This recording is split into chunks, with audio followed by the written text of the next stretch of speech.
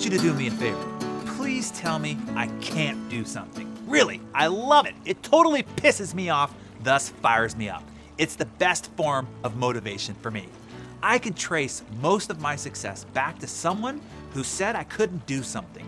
It was their voice that played in my head during the grinding and painful periods it took to make a success out of whatever it was that I was pursuing.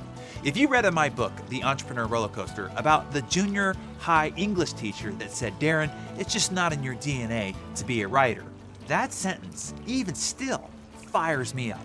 Hear it again. You read in my third book, as a New York Times bestselling author, that my junior high English teacher said I didn't have the talent to be a writer. Ah, sweet revenge. I remember when I decided to leave the real estate business to start my own marketing and advertising company in San Francisco. People thought I was crazy because I left when I was at the top of the market. Nobody could believe I was leaving, particularly my dad's wife, who I love, but she said something to me that I owe a great deal of my success to thereafter. I can still remember where I was, sitting at their kitchen table, and I remember the look on her face when she said it. It's the picture that was taped to the mirror of my mind. All the while thereafter, she said, "You'll be back. There's nowhere else you can go and make this kind of money." That was it. Resolve cemented. That was just the motivation I needed when times got tough, when I hit the rough patches, when I got knocked on my butt or doubt started to creep in. I just replayed her words, "You'll be back." And instantly I was fired up again. Never, my mind would repeat like a mantra. She helped me burn the boats, so to speak. I owe her a great debt of gratitude. I remember reading about the great actor Sidney Poitier, the first African American to win an Oscar in 1964. He had to deal with seemingly insurmountable adversity and very active haters. When asked why he kept persisting, he said, "After my first audition, the casting director said to me, 'Why don't you stop wasting people's time and go out and become a dishwasher or something?'" That was it. This is true of so many illustrious careers that the world reveres today.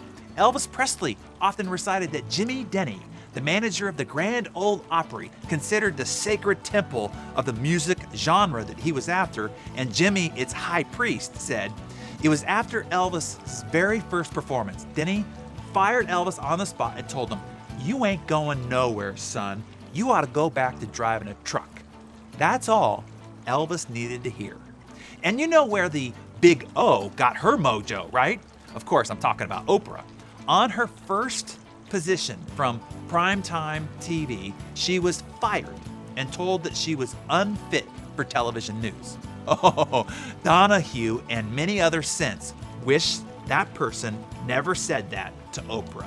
You just awoke the beast whose new motivation and resolve would go on to create one of the most powerful media empires in history. As Frank Sinatra said, the best revenge is massive success. So instead of trying to go reject the words people tell you about what you can and can't do, absorb them. Let them boil your blood. Let the words harden your resolve. Then plot and scheme to take unrelenting action to prove those SOBs wrong. It's fantastic motivation. Then you can fly them to your Hall of Fame inductee ceremony, place them on the front row, and during your acceptance speech, wag your finger at them like Michael Jordan did to Pop Herring, the high school basketball coach who cut him from the team, and say, "You made a mistake, dude." Love your haters. They give you someone's ass to kick. Hey, before you go, I wanted to say thank you. Thank you for showing up here every day, for sharing your hopes, your dreams, your fears, and your challenges with the entire Darren Daily community. You are the reason why I do this day in and day out. You are the people who support me, and I am grateful for that. And I want to do the same for you, and for the people that you are grateful for, the people who mean the most to you and who have impacted your life in all the best ways. So take a few seconds and share today's Darren Daily with them. And in advance, I say thank you.